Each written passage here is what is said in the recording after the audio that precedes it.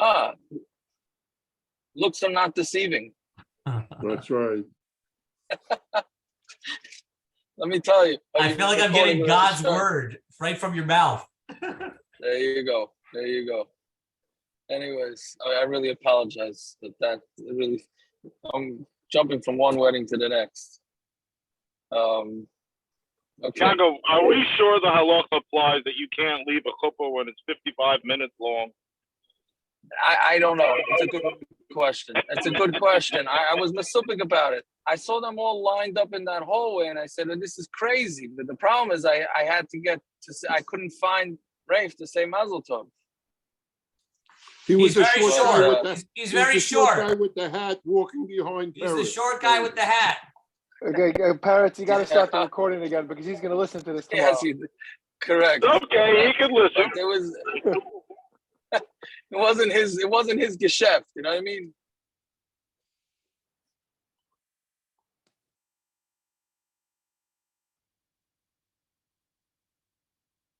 Yeah. Over there. Yeah, no, see, I was saying, Rafe walked right by me. I didn't see him. I didn't know what he looked like. He literally walked right by me. Then I had to wait till they finished the Videckin to Right, I hear you. Okay, it's late, so I don't want to keep everybody waiting. So let's go. We're mamash on the top line, right? Okay, it's a little bit of a long daf.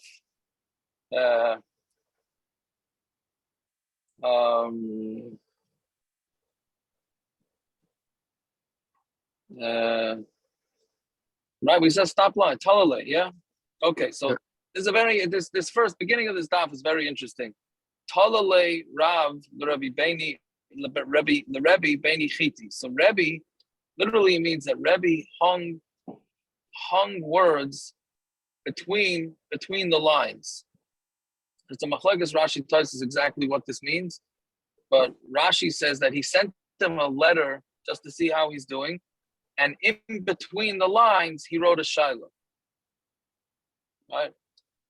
So Taisus brings Rabbi Yochanan. Is this where it comes from to read between the lines? I wonder. I didn't think about that until you just said it. Yes, that sounds like it. No.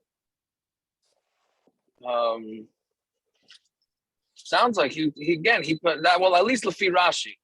Lefi Taisus says he just wrote him a lot of shilas. So Yaakov, Peretz mentioned Purim. The first Purim, Shlomo sent Sholach Manos to his Rebbe, to Rav Hutner. He sent him also a sefer, and he inscribed the sefer, but certain lines in it he crossed out. But the Rosh Yeshiva could still read them. He just crossed out by putting one line, but he made sure that it could still be read. I don't know, I have no idea what he sent them, but he did that. I hear, man. Okay, so maybe that's a thing. So, anyway, so that's how he sent the shaila to Rebbe.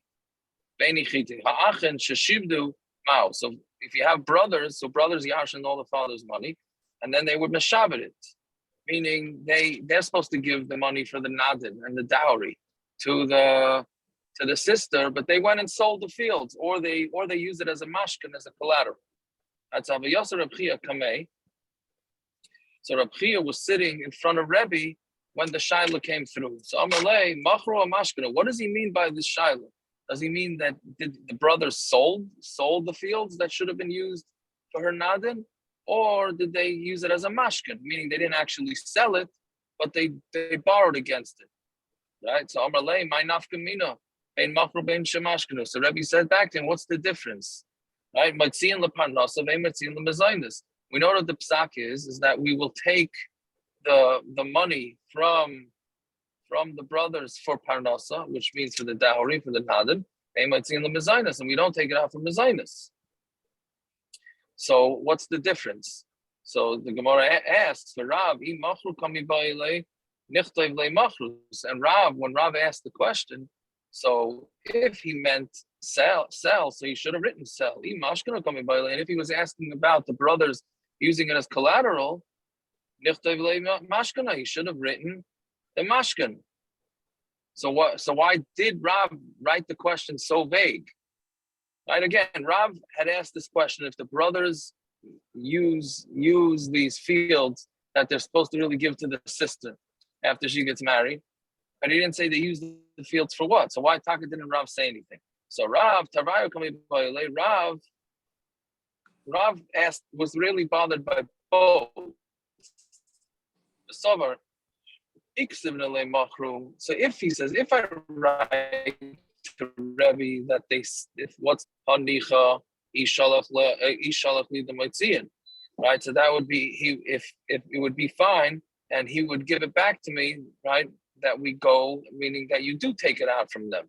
Kol shekain mashkana. And so if the sold field, you have to take away from the buyers in order to give it to the sister. So then for sure a mashkan, which is much less, a mashkan is still really in the property of the borrower. And ishalach le ein moitzian. And if he's going to send to me that we don't take out the sold properties, akati mashkan and we come in my life, still going to have a question about mashkan. Fine. So that's why I couldn't write the question about sales. And if I would have asked him what if the brothers use a mashkan, if he would have sent to me that we don't take a mashkan away from the lenders, then it would be for sure. If we don't take away a mashkan, we certainly don't take away a field that they sold. And and if he would send back to me that they do take away the fields from the mashkan, then I would still have a shaila of mechira. So therefore, I have no way to get any sort of clarity on this. So so I figure I use a vague term of shibud and would be mashma both ways. And so basically, it says if I wouldn't have been able to ask it clear. So now, why he couldn't just ask both? Why couldn't he just write both? Maybe he didn't have room because he was writing it in between the lines. What can he just write? If they sell it or if they use it as a mashkin. So, okay, that's the moral.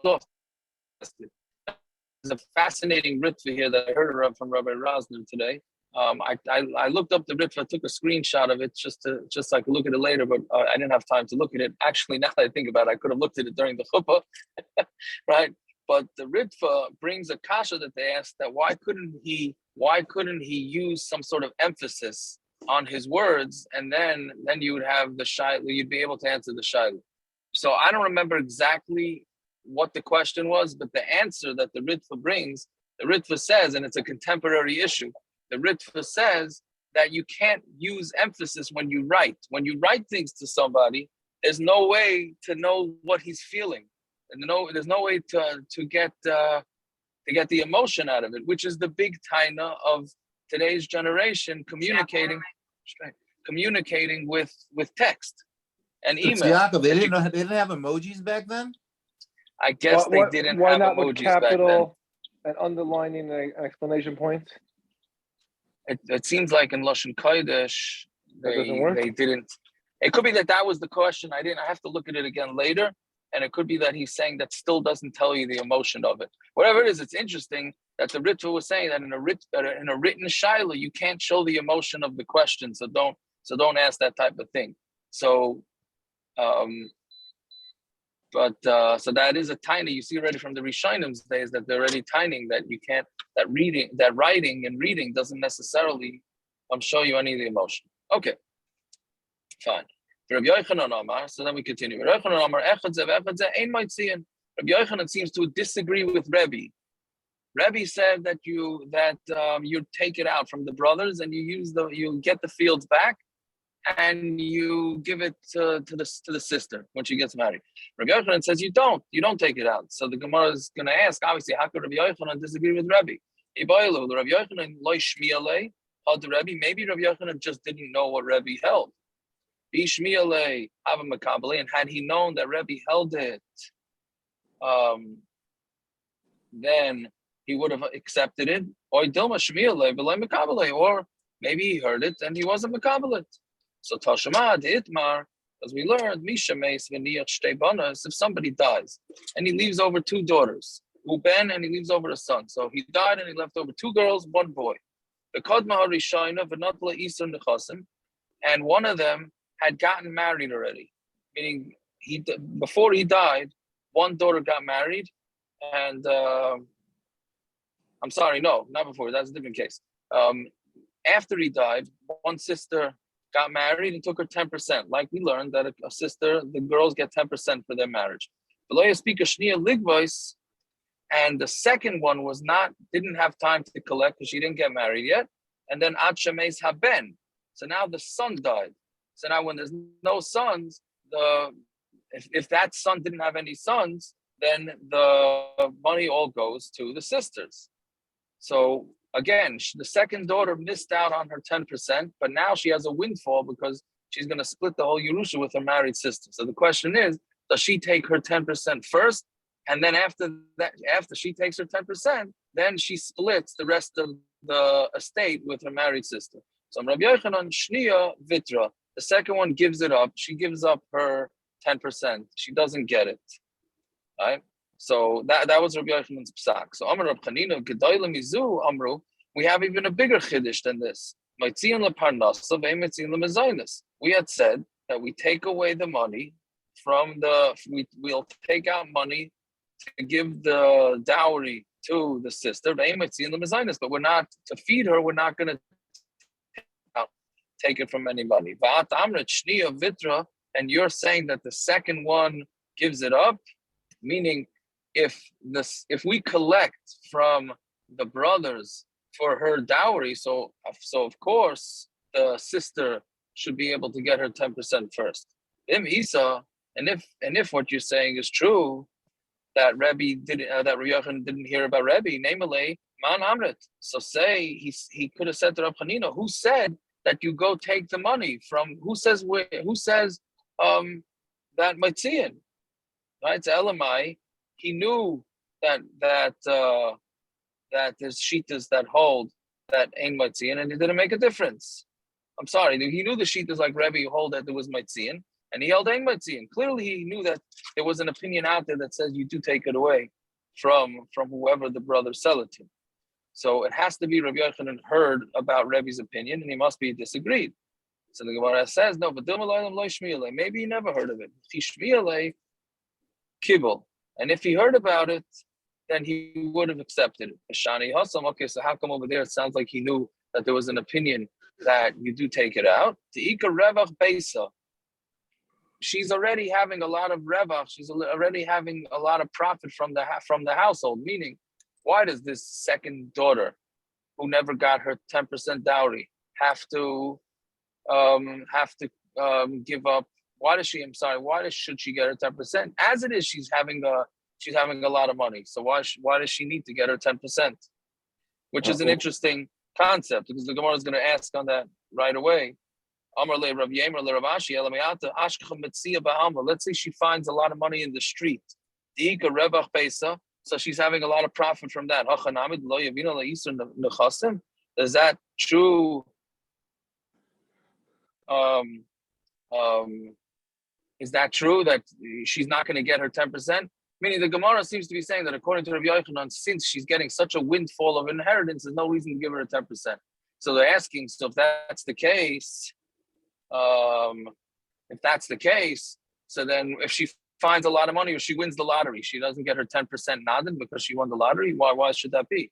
So I'm not Rebbe Paisa Mehani Nachsi Kamina. No, I'm not talking about because she made a lot of money in her house. Meaning, since she's already getting a lot of money from this household, from her father, so therefore she doesn't. There's no reason for her to get her 10% also. Fine. Okay. Now, Amar Ameimar, Bas Yereshes Havi. So how do we look at a daughter, right? When she gets her 10%, right? So we're saying that she gets her 10%. Do we look at it like she inherited that 10%, or do we look at it that she is owed that 10% from her brothers, and she's really like a balas chayv? So Ameimar says Bas Yereshes Havi. She's considered like somebody who yarshins it. So if the brothers want to get rid of her with money, meaning they want to buy her out, because again, if let's say they yarshin, all the brothers, they yarshin a lot of land, so she gets 10% of it. Can they just buy her out so they don't have to deal with her as a partner? Do they have that right? or can they say, or can she say, no, this is my field and that's it? So Hachanami, do you think that they really can't buy her out? So Amarle in, he says, yes, I say that they cannot buy. I mean, she could sell to them, but they can't force her to take cash instead of the field. So Gemara asks, so are you also saying that if they want to get her out of one field, they can't get her out of it? Meaning she gets 10% of every field. So let's say they have 10 fields, and they'll say, okay, you know what? Why don't you just take one field and we'll take the other 9, so we don't have to deal with you? Why do you have to take 10% from each field? So can they do that at least? So Amarle in, he says, yes, you cannot do this. They're not allowed to do it. She gets 10% of each field. So he was very strong, Amemar, that she just gets 10% of everything. Rav Ashi Amar Bas Bailas Chayv Have. No, he disagreed. Rav Ashi disagreed with Amemar, and he said that the Bas is not considered an inheritor. She's considered like a Balas Chayv.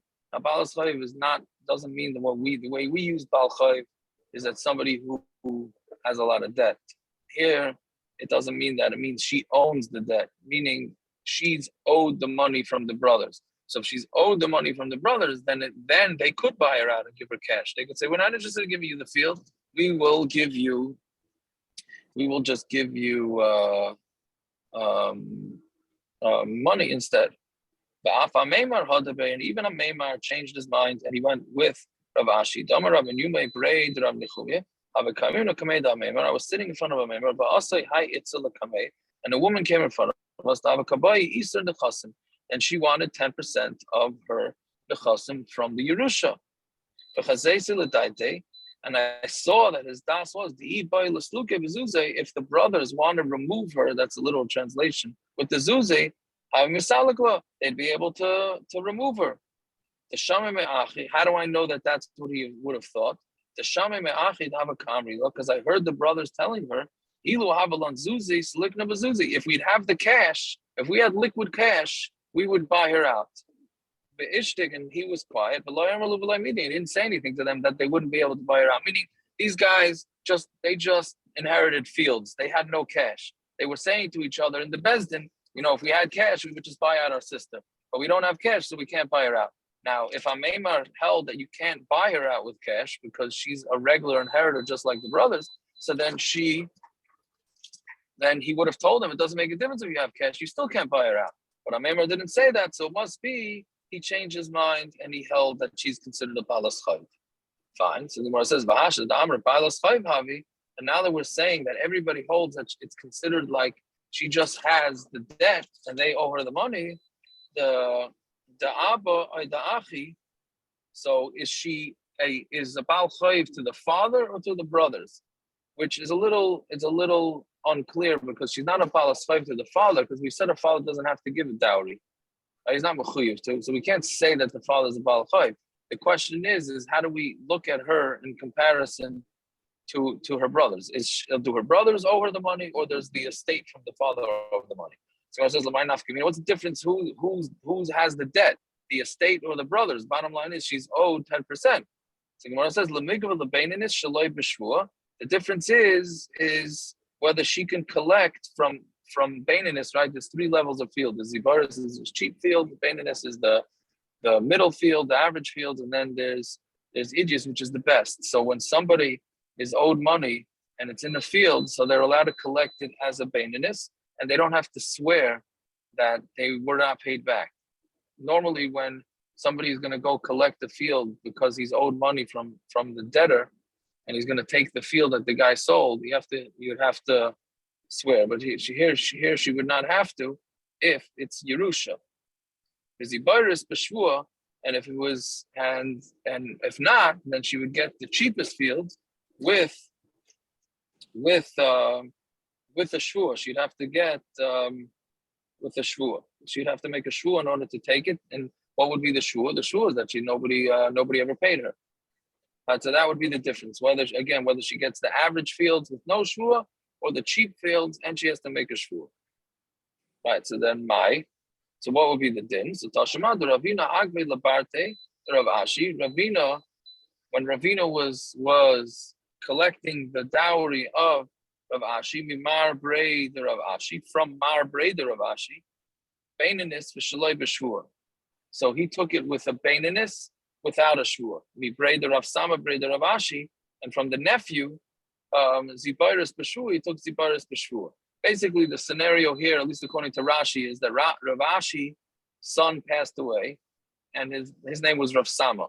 So his son passed away when Rav Ashi was still alive.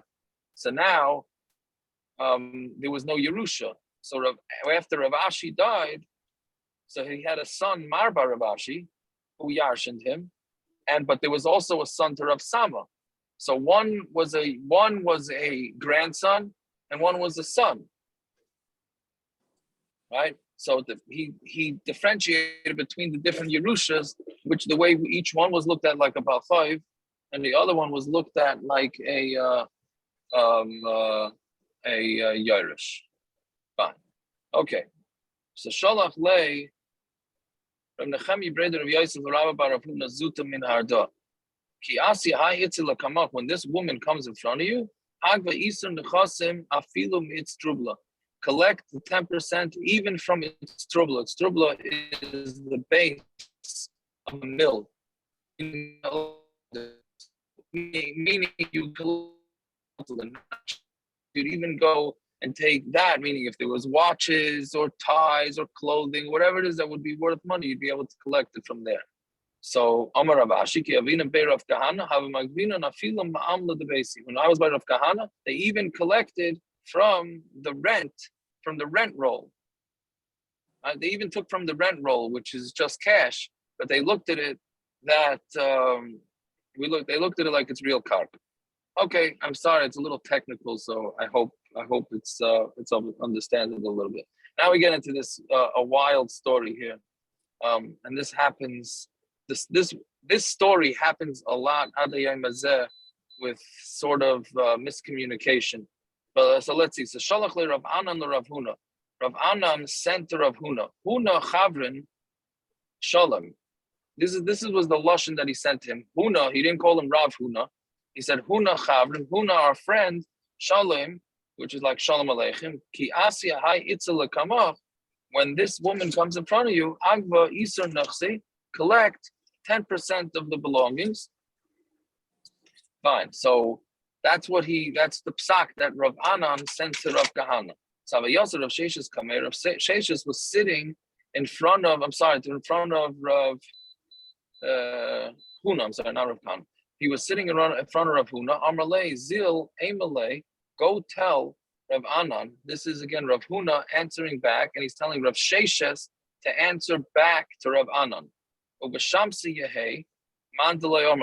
whoever doesn't tell Rav Anan exactly what I'm saying is going to be in Cherem. This is now he's dictating to him what he should tell him. Anan, mekarkoi or metaltali. You told me that I should give 10% to this woman. Should I give it from karka, from land, or metaltali, from movable things? Uman Yosef Bey Merzicha Beresha. And who sits at the head of the Merzicha? Now, who sits at the head of the Merzicha? That was the words that he told Rav Sheshes to say to Rav Anan, and if Rav Sheshes didn't do it, he's going to go into Cherem. So also Rav Sheshes l'kamei Rav Anan. He came in front of Rav Anan. Amar le Mar Rabba, right? He said Mar, meaning to Rav Anan, you are a Rav. Rav Huna Rabbi the Rabba, and Rav Huna is the Rebbi of you. Meaning he's saying you're a Rav or my Rav, and Rav Huna is your Rav. V'shmusi shamas mandalei amarlei, and he said he's going to put into Cherem anybody who doesn't tell him what this is, what I'm about to say. Meaning Rav Sheshes was a little scared to be relaying this message because it was derogatory to Rav Anan. So he gave him this hakdama and said, by the way, I have to say this, and I'm going to go into Cherem if I don't. Be loved the shamis, loy havakimna, kamina. If I wouldn't be going into Cherem, then I would never say this. Anan mikarkoy metaltali. This is what Rav Huna said to say. Anan, again, without using Rav, am I collecting from the land or from the movables? Uman Yosef Bey Merzchaya Beresha, and who sits in the house of Merzchaya in the Resha? So this threw off Rav Anan. So also Rav Anan lekamei de Mar Ukva. Anan went to Mar Ukva. Amar le Chazi Mar hechi shalach li Rav Huna. Look and see what Rav Huna sent to me. And then he repeated to him, Anan va'oid Mar Zichai de shalach li right. So lo yadayna mahus. Meaning he called me Anan without saying Rav. And then he also sent me this weird question of who sits at the head of Beimer's Chayim. So he was confused. He went to his rabbi to say, what's a pshat in this? So Amar Lei, Emily easy, tell me now, on Talmud Beis now, tell me now, Gufa Dov the Heichiyava, tell me over the whole story. Meaning, so that's what I was saying, like sometimes you go in front of a Rav and you say a story and he says, oh, it's a strange story, right? So here he told him, okay, tell me the whole story. What exactly went on here? So Amar Lei, Hachi v'hachi hava ma'asen. This and this was the story. So, meaning he told him that I had called him Huna, etc., etc. So obviously that got him upset, right? So Amar Lei, Gavra d'lo yoda ma'ni marzicha. Somebody who doesn't know what a marzicha is, Shalach leila Rav Huna, sent to Rav Huna, Huna Chavrin. That's what you did. Of course, I think this is the way the story is saying it. If you don't know what marzicha is, you have no right calling Rav Huna by his first name without putting it as Rav. Right, so that's the story. Fine, okay. Straight. So what is? Okay, I'm not sure what. I don't know what the pshat in this story is. Right. Anyways, okay. My marzicha. What is the bottom line? Is going asking what is marzicha? And what answers oval? It's an oval. Yosef koyam Hashem.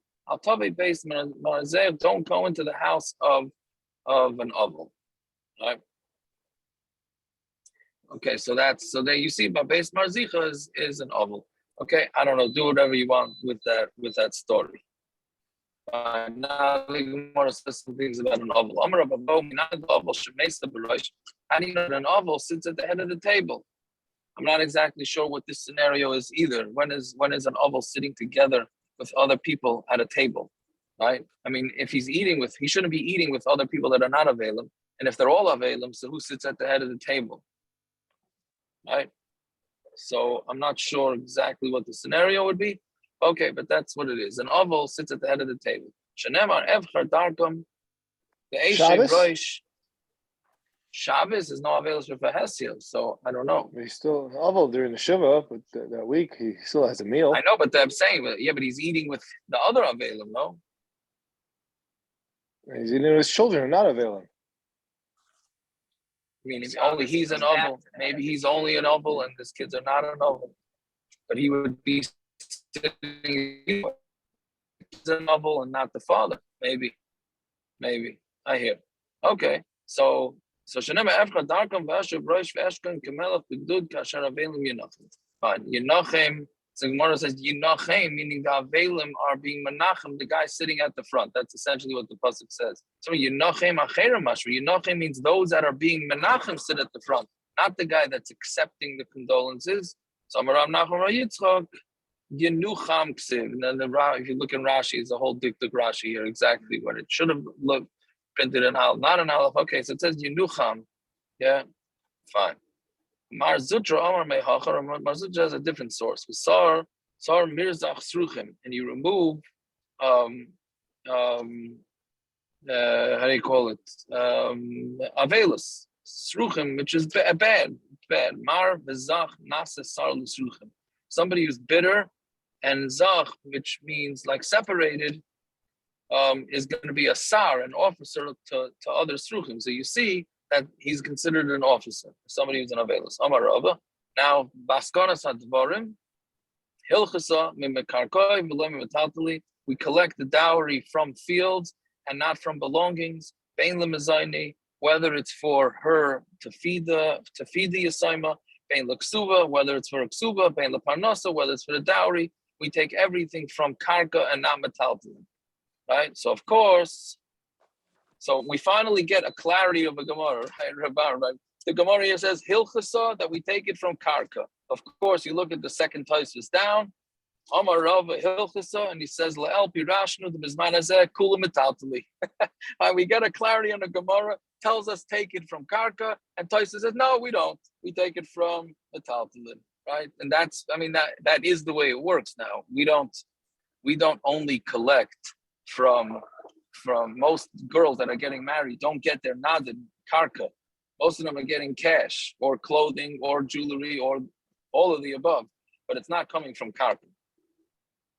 Yeah. Okay, so that's A lot of metaltalin by Queen Elizabeth now. what? It's a lot of metaltalin over there in England. Yeah, I mean, there's a lot sure of karka too, but there's a lot of metaltalin. Prince Charles the king, he can't wear her stuff. The castles he could take, but her stuff he can't. No. We'll have to find out if there's going to be any Machlokes over there. Yeah. Okay. So that's the bottom line is Tyson says we don't pass them like this Gemara any days. I'm just not sure if that's because we stopped having so much land, so Mamela, that's why the halacha changed, or somehow along the way they changed me.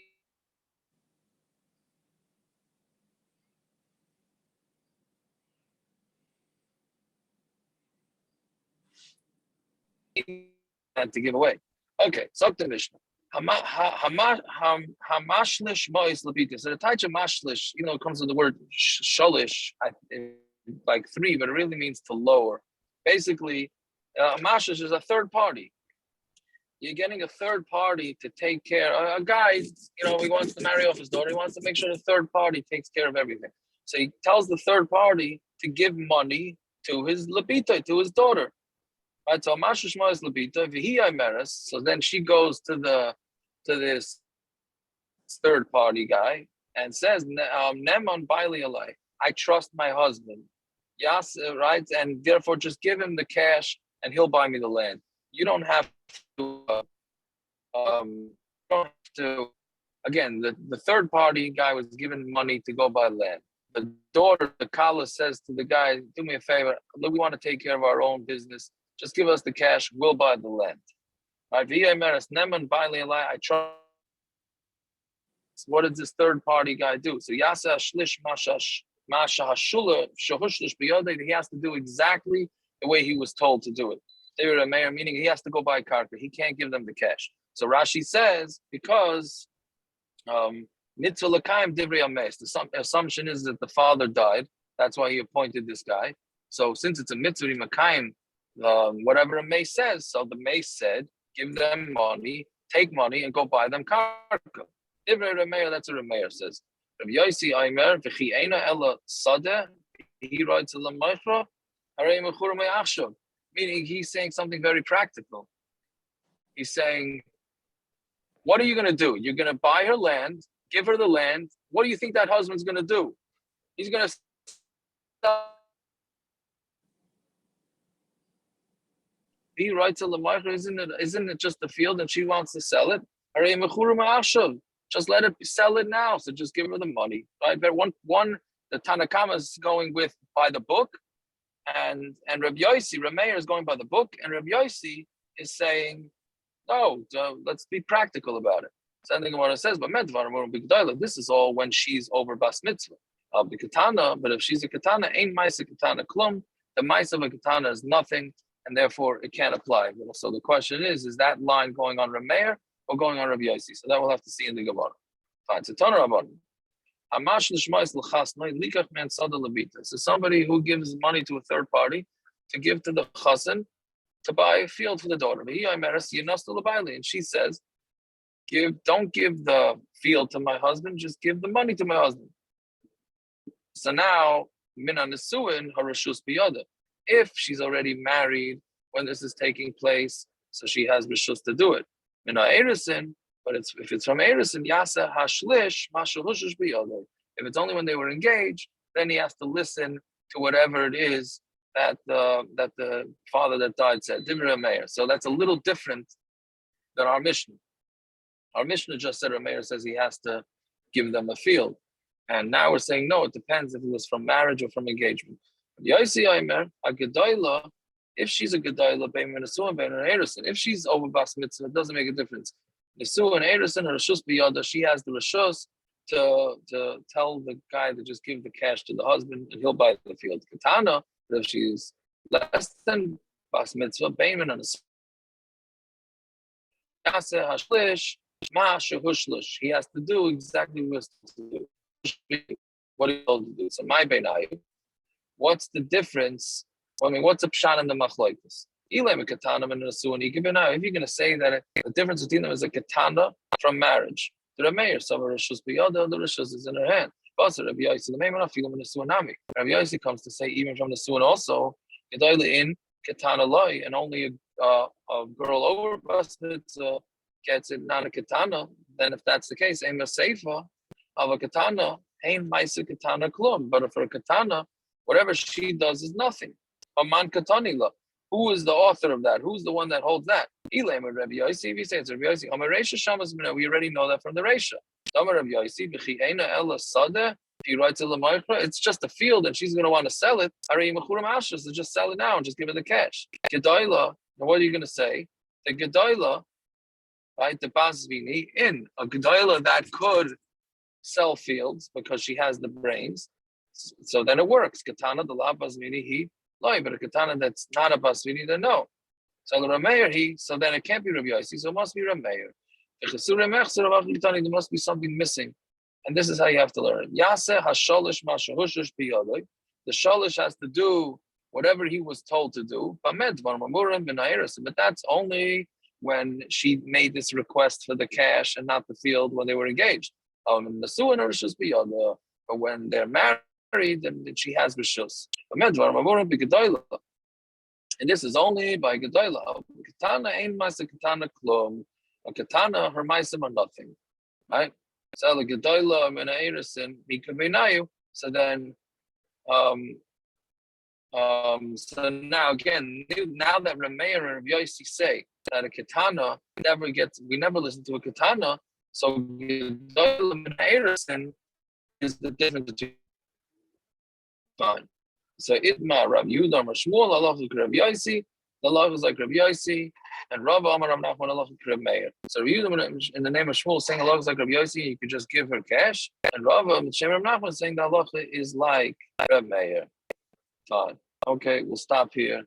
I hope that was understandable. We have one more blot of this tomorrow. Hashem make a see him, and then the next paragraph also continues this a little bit, and then we move on from this subject. All right. I apologize for the late time, and everybody should have themselves a fine night. Good night. All right.